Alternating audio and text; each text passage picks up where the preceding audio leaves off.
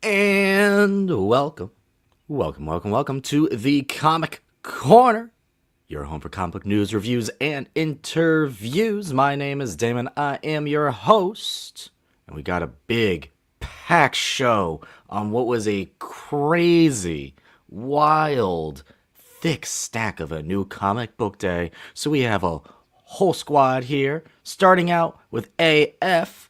Good evening to you. How's it going, guys? Dude, this run Wally run, I'm so excited for it. I cannot wait. Let's get into it. He I, is I don't think I've ready. been this excited for a show in a very long time. So, Yes. yeah. Run, Wally, run. But also, TJ, good morning to you. Good morning to both of us. Good morning. How you doing? Doing great. What a new comic book day this was. This was a week last week where we really didn't have a whole lot of books, and that was because there was some delays. And this week and next week, it's just a waterfall of content. So there we go. We are all ready to go. Quick shout out to Joe, who showed up a little early. Going to be watching us on the back end. So, Joe, thank you so much for the support, Joe. Really Thanks, appreciate Joe. it. But let's get into the rundown. Because as we mentioned, Run Wally Run, we will be talking about Absolute Flash #1, the very first issue of this Absolute Wally West. Get to hear the #1 Wally West fans' opinions, AF on the matter, but also not the only Absolute book to drop this week, because Absolute Batman #6 dropped, and not only did that book drop, but he kind of drop kicked an evil kid in the process, which was hilarious. 10 out of 10 moment. And an armor around the world. Not only are we dealing with the absolutes, we are dealing with the ultimate Marvel universe as well. But speaking of Marvel universe, AF, we're going to go into some news that came out last week, right after we recorded, as per always. Marvel gave us more details on what is the new Imperial, not an event, but an Imperial initiative led by the one, the only Jonathan Hickman. Because if you just need to get something going on your comic book side, you look no further than the man, Jonathan Hickman. So here's some details on the matter. Imperial finds the galaxies of the Marvel Universe on the brink of a major upheaval, following the elimination of several of its most prominent leaders. Nature abhors a vacuum, and empires fall. Rulers are overthrown, and power is seized in a saga of intrigue, mysteries, and war, all taking place against a backdrop of the formation of a new galactic order in the Marvel Universe, with groundbreaking developments for the Hulks, the Black Panthers of the world, the Novas, the Guardians, and Cosmic King and Queens. Imperial lays the foundation for an entire new landscape of interconnected space set stories, making it a must read for the summer. Hickman has already said that this is going to be his version, kind of like how he had a whole world setting moment for the Ultimate Universe. That was a big world developing thing. This is more of an event to lead into what is going forward in the cosmos of the Marvel Universe. And yes, the Hulks are mentioned here, fairly surprisingly, because I personally wouldn't put them in the cosmic side. I know we have World War Hulk and the Planet Hulk of that stuff. It seems like we may be dealing a little bit with Planet Hulk stuff. AF, start with you. Are you excited? What's your thoughts on this? I'm intrigued. So, I haven't really delved much into the cosmic side of Marvel literature that much, but yeah, this intrigues me. The Hulk stuff is a bit like out there. Like it will be interesting to see how they actually incorporate and integrate that into the storyline. But yeah, I mean, like Hickman can do anything, so nothing to worry about. TJ, you've been enjoying this Hulk run, big monster book, but it's not just Hulks. We also have the Black Panthers, Nova, Guardians. What are you most excited for here? Eh, I don't know, honestly. I mean, probably like you said, the thing I'm most excited for is just like what this is gonna set up. But I don't know. To me, the book itself isn't like it's not a must. It's not a must pull for me right now. I got to be honest. But Ooh. But again, it's Jonathan Hickman. So There you go. Exactly. That name alone, Selling you're points. at least the number one out of me for sure. Am I gonna pull it? We'll see.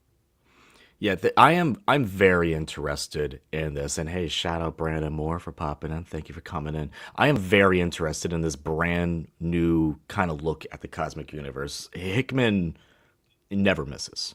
Honestly, Hickman never misses. He's went all the way back with his Fantastic Four run. His Avengers run led into Secret Wars. And then obviously his big X-Men swing with Krakoa. And now the Ultimate Universe. I am fascinated. I'll say the two things I'm most excited for here in this would be Guardians and Nova. Because we've kind of already seen Black Panther deal with his cosmic space stuff. We've dealt in the past with Planet Hulk stuff, although it will be interesting to see that looked back upon. And is that She-Hulk with a big Buster sword? Interested. I was gonna say big sword, dude. That piques my interest.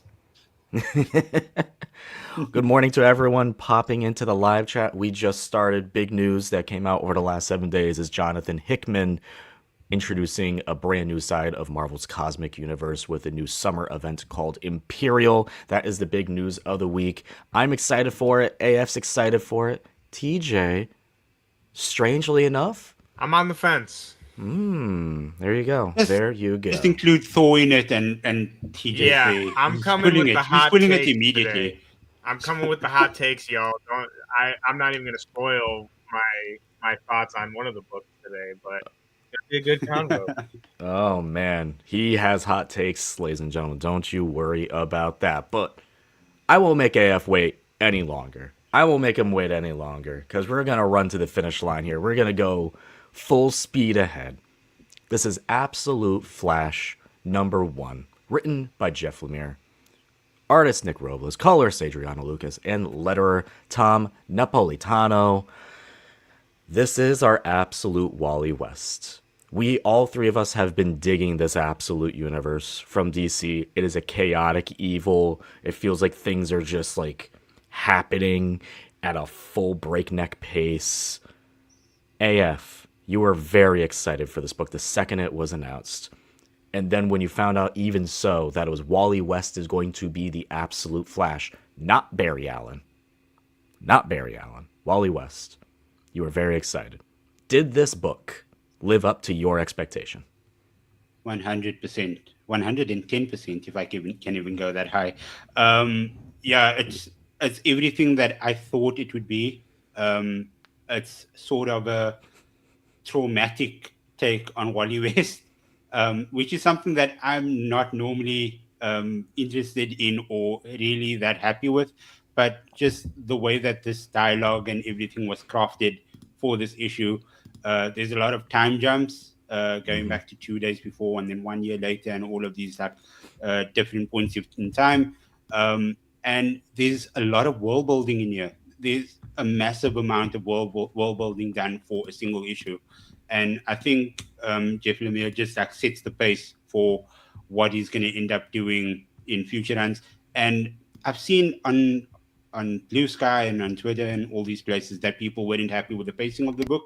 But I think that's just it goes to what Wally's feeling. He's going through this anxiety throughout the issue, and like the readers basically putting themselves in his shoes, just dealing with everything coming at such a rapid pace. So, dude, I just loved it. Like, we got Barry Allen in, and spoiler alert, it's not a great end for him. And we got the rogues. We got the absolute rogues. I love that. Digger Harkness. I think that was Captain Cold that was leading them. Yeah. It was his full rogues gallery right there. Yeah, full rogues gallery. And I love it. Like, straight up the bat, we got everybody. We got them hunting him down. So, yeah, I'm strapped in, dude. You as a Wally West guy, I gotta know, because my only real happenstances with Wally is when he shows up in a Nightwing book. What are like the biggest changes Jeff took with his character? Obviously, with Barry, we deal with, the death of his mom. With Wally personally, growing up in a military family here. What are some of the differences Jeff took here in this book? So a lot of the times Wally deals with his trauma by making jokes or making light of a situation. And you can see because this is that absolute universe, this is that dark side entwined energy universe where everything is like gloomy and everything is so dull. He doesn't have that sort of skill set within his personality. So he just deals with everything head on. He doesn't have that sort of like humor and like wittiness to like just crash everything off and make light of a situation. And I think that was a bit refreshing because it wasn't done in like a broody, bold type of way. There was proper creative that was taken for it. So I think that's the biggest change that I've seen from the normal mainline Wally compared to this absolute Wally. TJ, this is a Wally who is 15 years old. This guy's a child. I know he's a teenager. This Yeah. kid's a child. And we mentioned this ending did not boast very well for Barry Allen fans. So if you're a Barry Allen fan, a little warning before going into this book. But what I found really fascinating about Jeff Lemire's approach to the Speed Force, to this Flash, to Wally, is his anxiety. He always has this anxiety about him because of that, because of his connection to Speed Force. Literally can't control it. What'd you think about that approach to it? Because I loved that. Yeah, that was my favorite part of the entire thing was how he like related it with that anxiety, and I'm super excited to see where that goes now that he fully has the Speed Force. But I gotta be honest, dudes. Again, I'm continuing my hot take streak.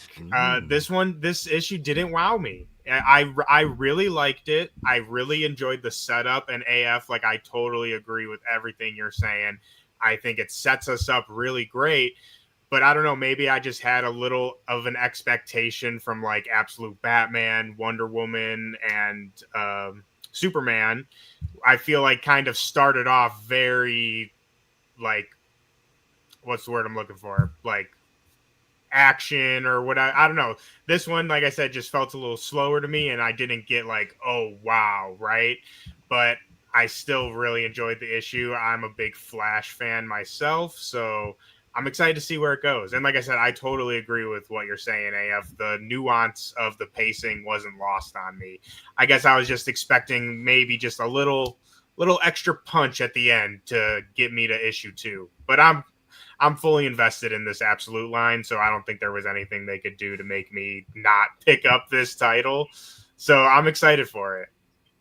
I will say, when it comes to a first issue, the first 3 had like that big punch moment, right?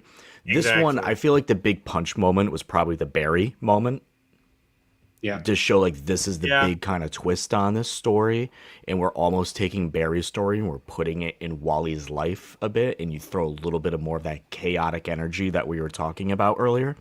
I think that is the big wow moment. I was like, oh wow. Well, I'll see how they go forward from here on out. Something Scott Snyder did mention when we brought up the Martian Manhunter sales, like hitting over 120K, is that he said this Flash and Martian Manhunter, I'm going to almost assume Green Lantern as well, are going to be very, very different from the first 3 titles, because he did say these 2 right here coming out this week and next week, Manhunter, are very different and their approach to the absolute universe. Like this, I don't want to say it feels later in a way, because it's not at all, but it's more colorful because the other absolute books are pretty dark, very Definitely. Gothamy, and this is already a little bit of a brighter book, and I feel like that makes sense dealing with a 15-year-old. My last point here, AF, or last question I'll say, where do you want to see this book going forward with this first issue that is set up? What are your expectations here? So I really just want to. There's this sort of a roadblock between Wally and his father. I mean, even in mainline continuity, like him and his father don't really have the best relationship. But but I want to see them take some sort of different swings over here, like try to find some like common ground between the two of them.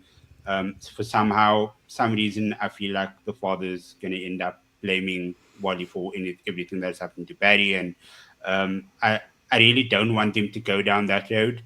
I, yeah, so it's more of like a sort of reconciliation between Wally and his dad, because I mean we've seen them going at each other's head already. So give me something different. Give me something a bit more creative to bite into.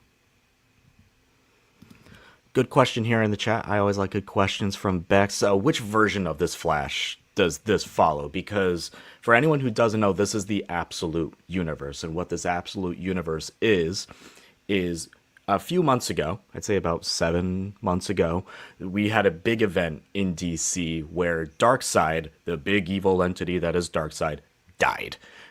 Literally died. This evil entity died. And his essence, if you will, found this new universe that we are calling the absolute universe. So we're only 6 months into this universe. We don't really know too much about it.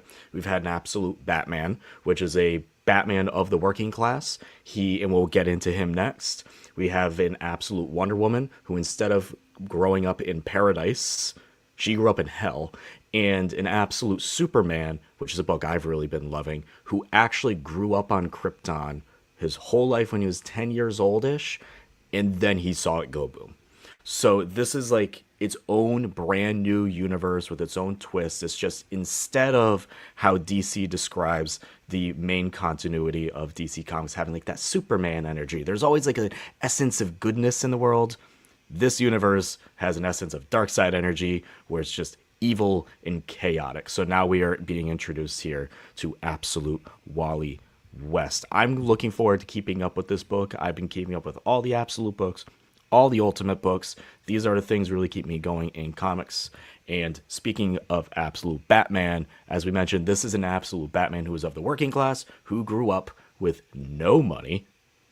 Essentially, he was, lower middle class, and his dad died at a zoo incident, and his mom is still alive. This is Absolute Batman number 6.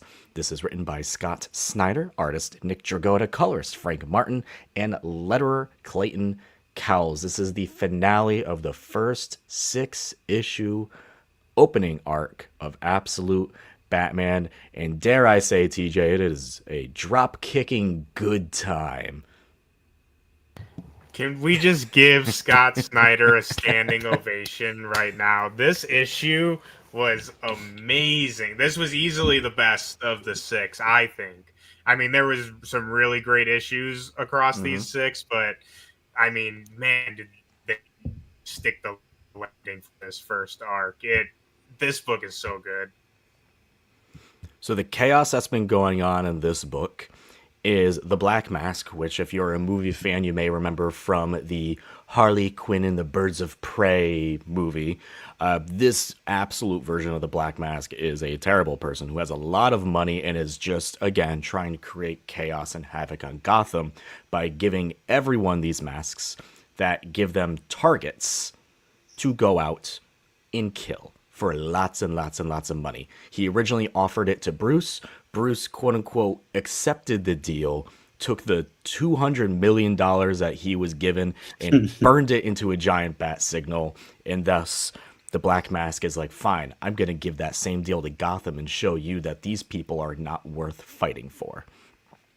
Chaos ensues. Batman goes to the boat, this rich, fancy boat where the Black Mask is, in his little family, where he has an evil little child. When I keep saying dropkick, yes, he puts a life preserver on his evil little child and drop kicks him into the sea. That was the best thing I've note. ever seen.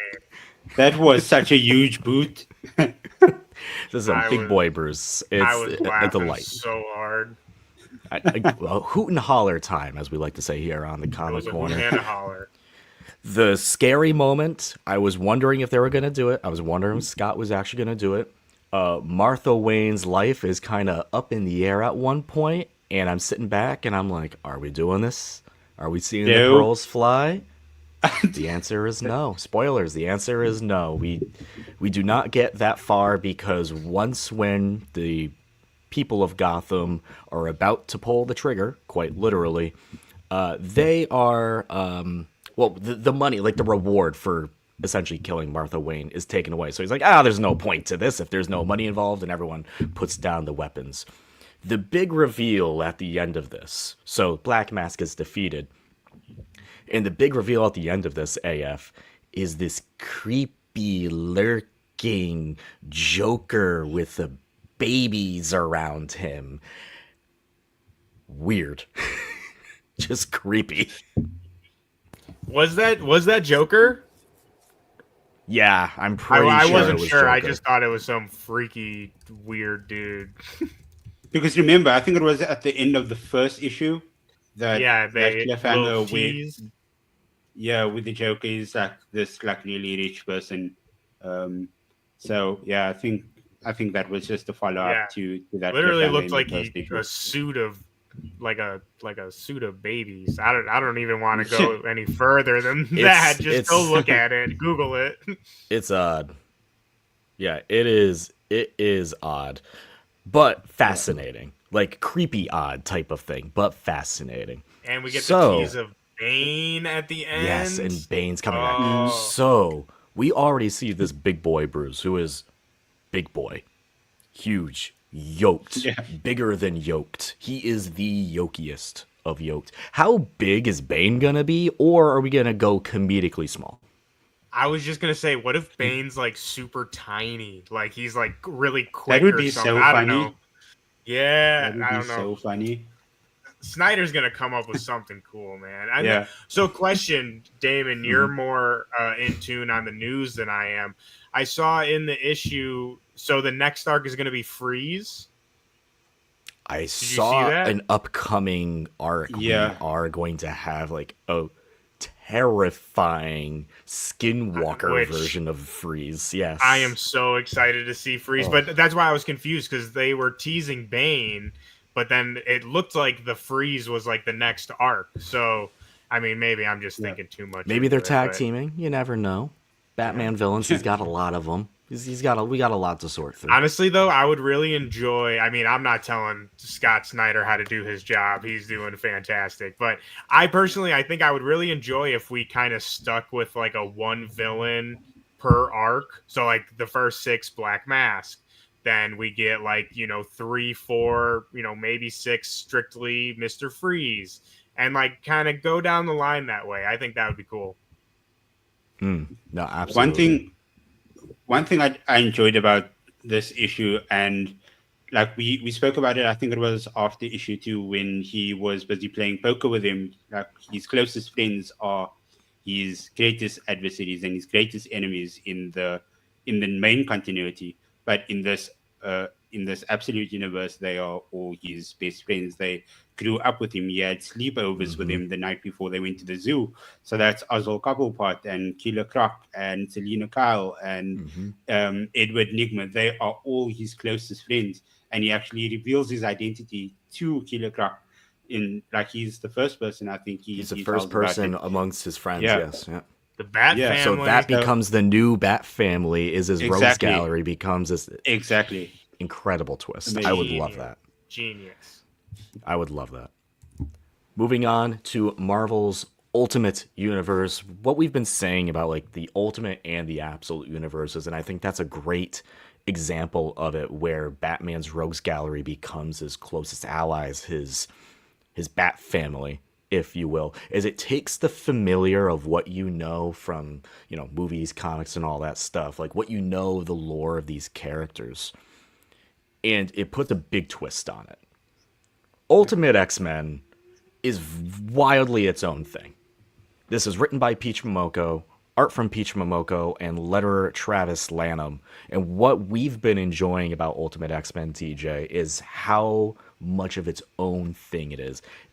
To call it an X-Men book for some people is a stretch, and I totally understand where people are coming out with that, because it doesn't feel like an X-Men book. It feels like a New Mutants, an NYX, a Runaways. It's like its own thing. It almost like if we just call this Ultimate Mutants, I think there would be some people who would be like a little lighter on it. But now that we are a full trade in, almost 2 trades in at this point, I'm starting to see more people come around to this because these are books that read better as a trade. I think this issue in particular proves to that because there's like maybe 8, 10, 12 proper word dialogues in here because it's just big pages of action.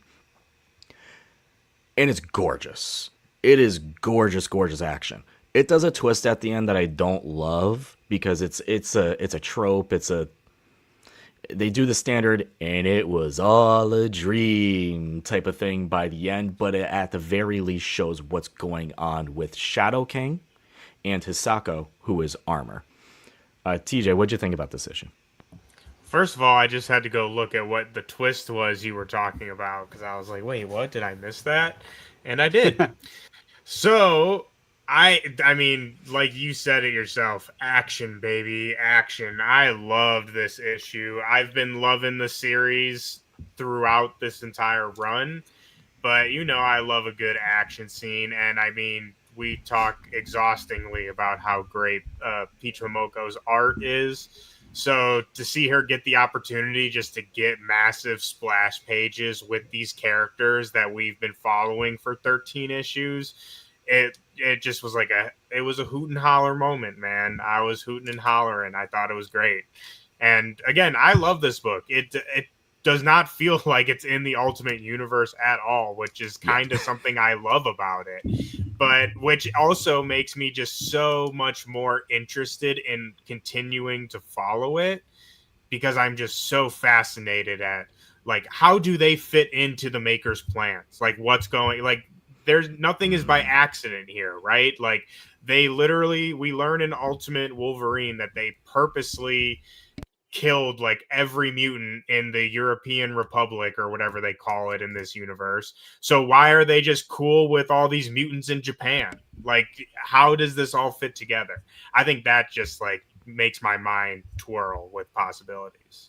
I need to know how Sunfire fits into this too, because I completely forget that Sunfire is like the emperor of Japan. And where's until he like been? we got that exactly, and then we talk about that big Ultimate Year One book, and he's there, and I was like, oh yeah, Sunfire is involved here. Exactly. It's like, oh yeah, because he hasn't literally shown up at all in any of these books. I think visually, again, this is a book I can still see some people like just being, this isn't for me, and I totally get it because it's so unique to anything Marvel has put out outside of Peach Momoko's Demon Days stuff.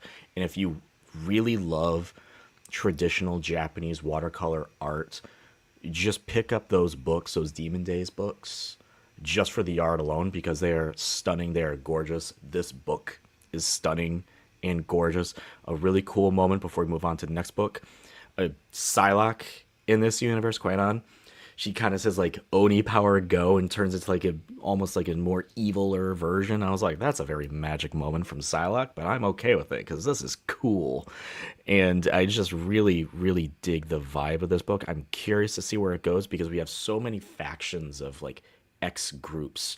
We have the Children of the Atom, which is like the evil organization trying to control all these kids with their mutant powers. You have May Storm's group, who is more of like the freedom fighter type of group. And then you have Psylocke and Nico Minoru, who are just trying to help. But like it's different levels of interfering with the world of like the mutants here, because it's just wild, wild, wild stuff. So there you go. That is Ultimate X-Men number 13, start of a brand new arc. We move to Ultimate Black Panther number 14. Vibranium came alive. We have a living embodiment of evil Vibranium here that Black Panther is fighting. The Sorcerer Supreme of the Ultimate Universe is doing her best to put things at bay, and T'Challa puts Killmonger in charge of the Wakandan army. DJ, what'd you think about this issue? This is written by Brian Hill, Carlos Nieto with the art, colorist David Curiel, and letterer Corey Pettit. It was pretty good. I mean, it wasn't the best of the series by far. I mean, we're kind of in a transition period from the Khonshu stuff that kind of really had a explosive kind of ending of the arc. So, like I said, we're in this kind of transition period, but there's not like it's a good issue. It's a good issue to get us to the next point. We don't even really see much of this vibranium dude, this vibranium monster guy. So it's still kind of like a mystery of, what is he actually going to do? What's this whole thing about? So yeah, not the best issue, but also a solid issue. Again, solid issue to get us to our next, arc, our next kind of whatever the heck they're going to do next. Because it seems like they don't even know what they're going to do next. I definitely feel like Brian Hill knows what he's gonna do next. No, yeah, I mean like the characters. They're just like, okay, Viper alive now. Like, what do we do? It's like, I don't know, man. What do we do? Like, we're just trying to keep the Sorcerer Supreme alive. We don't know what's going on. Things just like we went from dealing with like this guy who thinks he's a god who may actually be the avatar of a god to, oh dear Lord, our technology is coming alive. And by the end of this issue, this has become a commentary on the technology we use backfiring at us. So what does T'Challa do when his vibranium suit is essentially corrupted? He goes to the very first Black Panther suit that's still stored away in the back with no vibranium in it, and that's what he's going to be rocking to take on this living embodiment of evil vibranium, I assume. Pretty cool stuff. That sounds so cool though. I'm all for just like getting rid of the shackles, going back to OG suits, going back to tried and tested, and yeah, it will also show his proper power, his proper strength as well. Yeah, no, for sure. I really don't have too much to add to this book because this is like one of those transition issues, second issue into a brand new arc, but I have been enjoying it. I wish more people would start talking about this one like we do with Ultimate Spider-Man, because I do think Ultimate Black Panther and Ultimate X-Men deserve just as much love as the Ultimates and Ultimate Spider-Man. 100%. Yeah. Moving on to Shout out the to Marvel our guy Jam in the chat. Shout out to Jam. Shout out Jam, buddy. We love you. Moving on to the 616 of it all. In the main canon continuity of the Marvel Universe, Doctor Doom is Emperor of the World. He is the Sorcerer Supreme. He has taken that role away from Doctor Strange. It was a big trick. And now he is playing God once again, as he does once every decade in the Marvel Universe. And how is this turning out? Well, as it kind of turns out most of the time. He's pretty good at being God. I'm sorry. Doctor Doom is pretty good at being a leader. Now, this is where I know TJ and we may butt some heads here. Because even though Doctor Doom is very good at being a dictator, he is still, TJ, a dictator. Nobody voted for this. Nobody voted for this. And we have a cool moment. So before we get into that debate, I do want to set up a really cool thing in this book that I actually wasn't planning on picking up this issue until I picked it off the shelf. I opened to page 3 and I see this full page panel AF. Sorry for a spoiler here. You can close your ears if you're ready because it's pretty wild. Of Valeria and Doom hugging, and Doom saying, "I'm glad my goddaughter is here." And a lot of this issue is Valeria and Doom having a genuine, calm, civil discussion on Doom's plans and whether she thinks what he's doing is right or wrong. I'm backing onto this event after that. TJ, what'd you think about this issue before we get into our Doom of it all? I mean, I love to speak on the moment you're talking about with Valeria. I don't know Valeria. what her name is. Valeria. But I mean, he's literally like, okay, defend democracy to me. And it's so straight up good. says defend democracy. Yeah, he's like, okay, defend it. And like, it's like Doom, like he has point. Like shout out Ryan North for the way he's writing and just kind of discussing these very complex kind of moral issues that we are very much seeing today in real life. And it's like jaw dropping how well he's able to like weave in these topics into his writing. But I mean, dude, things under Doom seem pretty sweet to me. I don't know. Fantastic Four are looking like a bunch of chumps, I think. Which can I? Speaking of, can we talk spoiler or? Let's. I'll put Let's a save it. quick spoiler warning here. No, I'll so save it. I'll save it. He does. Okay. He does something at the end of this issue, which is another like, yeah. Why has no one done that before? Like, it's just like he's fixing stuff, man. I mean, again, free healthcare, open borders. That sounds pretty dang good to me. And again, I do not dispute the fact that he is a dictator. I never disputed that. All I'm saying is we already have one of those, and I don't have free healthcare. So Doom seems pretty like a pretty sweet option right now. Ryan North is so good at writing the Fantastic Four. And I think that the first issue had too much going on with the Avengers of it all. I believe like there's the Squirrel Girl was in there too, and the Fantastic Four. I think it got a bit too in Spider-Man. I think it got a bit too much in that first issue. And this was boiled down to kind of three parts where like the parts where Reed, Sue, like the whole F4 are discussing what's going on with Doom. And the way he writes Ben is perfect. I love his voice for Ben Grimm. Absolutely love it. And then you have the Valeria and Doom discussion of it all. And then you kind of get like the Avengers aspect at the end and how the Avengers are going to be dealing with Doom. Now, I will say a spoiler before we get into our big Doom discussion, because it kind of proves a little bit of your point. Because what is Tony Stark's big brain idea, AF, to deal with Dr. Doom? I'm gonna team up with the Masters of Evil.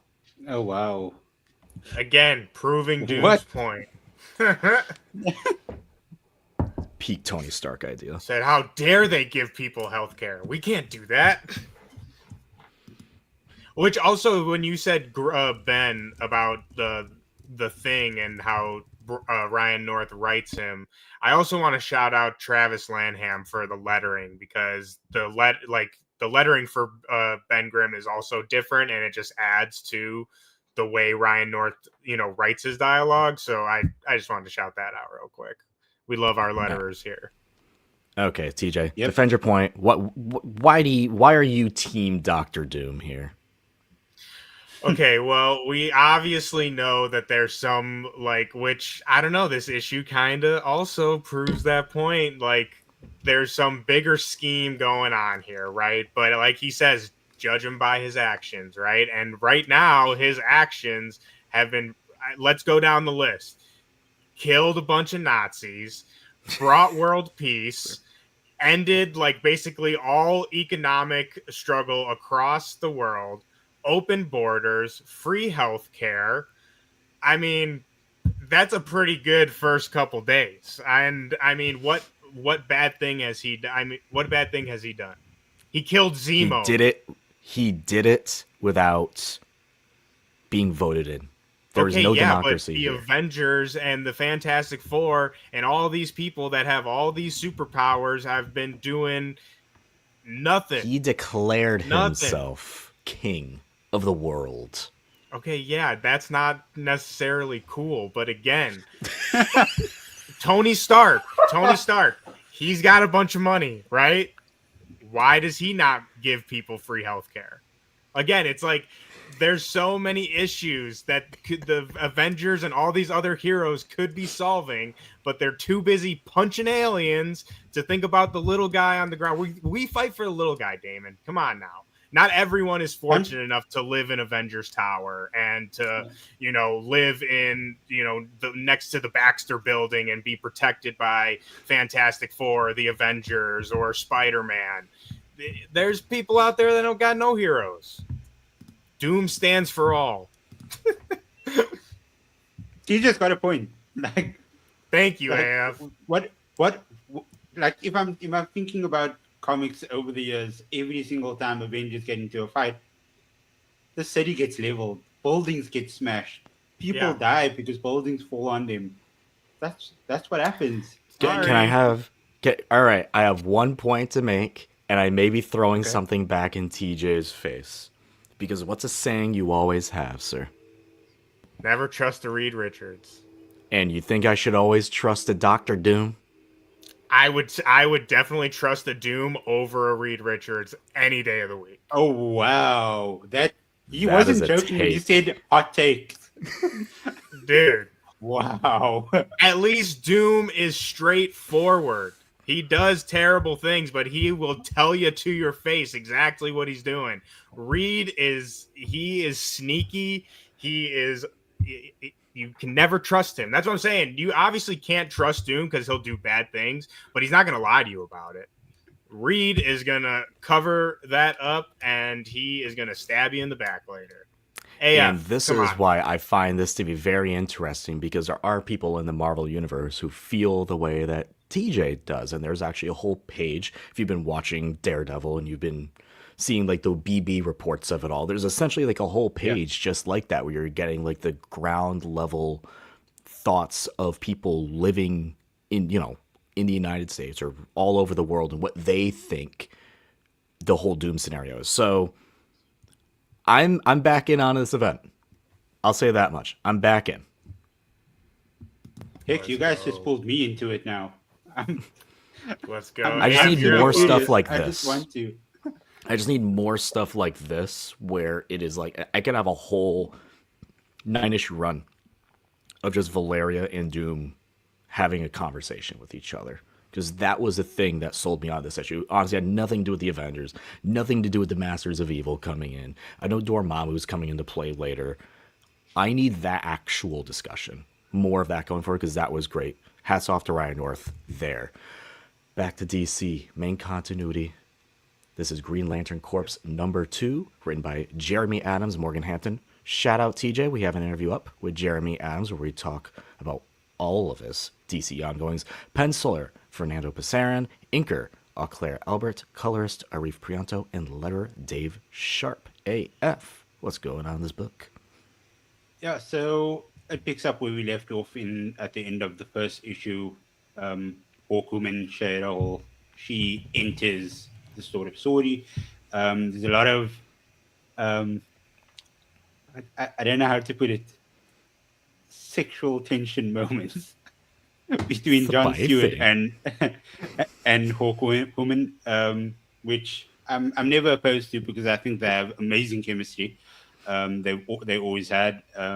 And but yeah, it's like the overarching stories, everything that's happened in the main Green Lantern run with General Tharos and the Nigerians and all of those things. The power batteries, everybody's still trying to find out how to deal with and how to start funneling this new form powers, the color spectrums, and all of those things. They're still figuring all of those things out. As you can see on the front, Kilowog is right there. In Jeremy Adams' interview that TJ did, like it seems like Kilowog is his favorite lantern, it's his favorite character. So it's no surprise to see the Kellogg's my way that guy. he writes him. Yeah, the way that he writes his character. There's so much love and emotion into all of this dialogue. Another person that we see in here is TJ, our boy Sorrow. He is Oh, the he's sad trying boy his luck with the lantern. lanterns, the sad boy lantern. But the thing is, he tries to get one past Kilowog, and his power doesn't work. It basically just goes right past Kilowog. And there's this one line that Kilowog says, and he's like, "Pal, I'm sorry. Um, sorrow is a fact of life I accepted a long time ago." Meaning that none of your bad juju, none of your bad vibes is going to work on me. I've gone through that before. So, yeah, you can just take a hike. I love And I, Kilowog, dude. He's the That's best. that's a I, good that's a good line. yeah, I love that line. And I mean, it's Jeremy Adams, like the guy doesn't miss. There's there's a lot of things in the air in this book. I don't know if I'm going to continue reading it. The main continuity I'm still all in. This one feels a bit like out of place. I don't know where it fits in, because Sora's involved over here, but he's in a different moment, in the main line. So I think this is just a limited run. It's going to be interesting if they end up saying like, okay, this took place, maybe like 2 issues behind, or something like that. I don't know, but yeah, it's a good story all in all. I love me Hawkwoman. I love the interactions between herself and John Stewart, and John is basically taking the lead of this new core, which is always a good thing. I got one question before we get off. Do either of you guys know, has there ever been a Kilowog like solo series? Or I'll say I can't think of one. I can't think of one off the top of my head here, but You know what we need? Daniel Warren Johnson Kilowog. Yo. wow. You just said, give me that Beta Ray Bill, but make it Dude, Kilowog. you know I love Bill. And I mean, what is Kilowog if not a Green Lantern Beta Ray? Why do you think I love Kilowog so much? But dude, that would be crazy. I get it. I get it. GWJ, if you're out there, come on, make some calls. TJ, last book from you from the week. This is The New Gods, written by Ram V. Yes. Art from Bernard Chang and Evan Cagle. Colorist Francesco Sigala. And letterer Tom Napolitano. Big brain book. Big brain. Let's hear it. You don't need a big brain to read it, but it is some big brain concepts. But I mean, I've been loving this book. I'll say out of all of the 4 issues, I think this is probably the most straightforward issue that we've gotten. And I think we might have talked about it, but quick setup. Basically, the leader of the New Gods has tasked Orion to hunt down this kid who is basically supposed to be like a new god and is like crazy powerful. And Orion doesn't want to do this, so he gets his brother Scott Free, aka Mr. Miracle, to try and get the kid so that he doesn't have to kill him. It's like a weird like tag team kind of thing.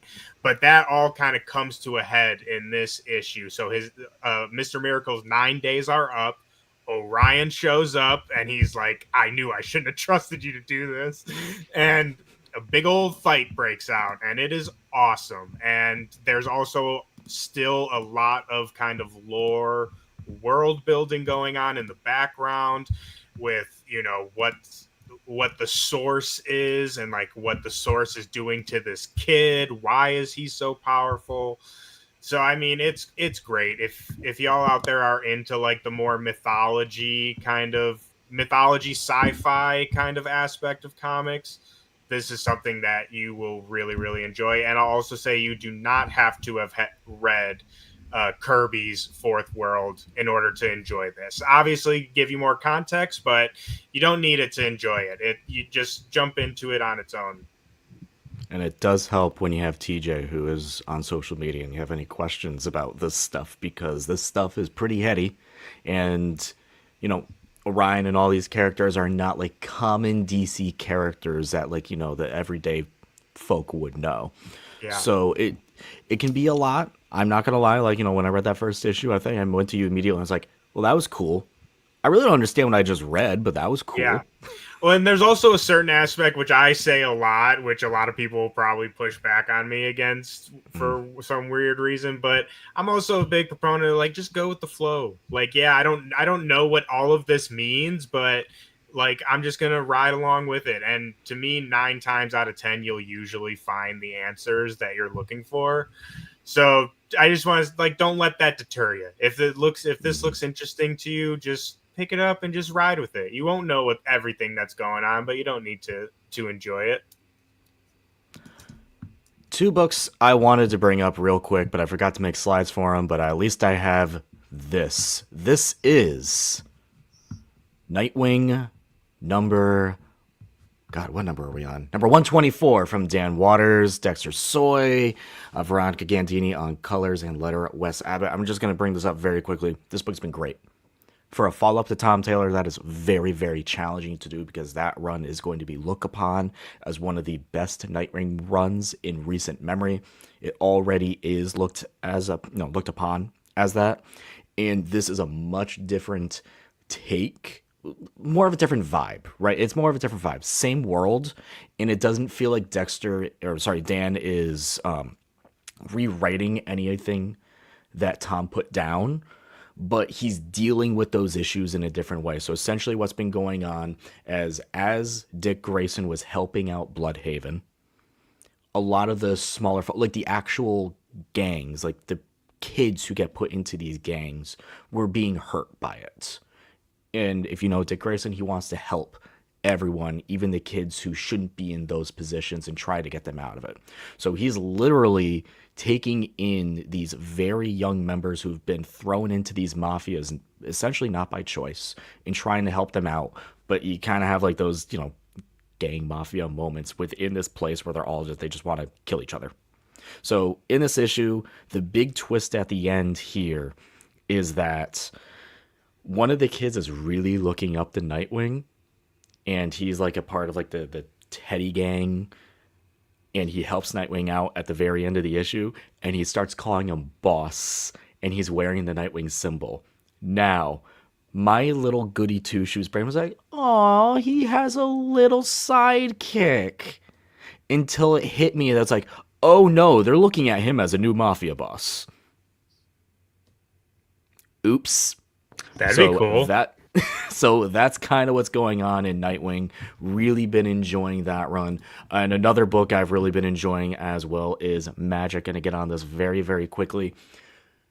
These solo series are an in-depth look at these characters, right? And this first arc, which I'm pretty sure is going to be an ongoing, written by Ashley Allen, art from German Peralta, colorist Arthur Hesley, and letter Ariana Mayer.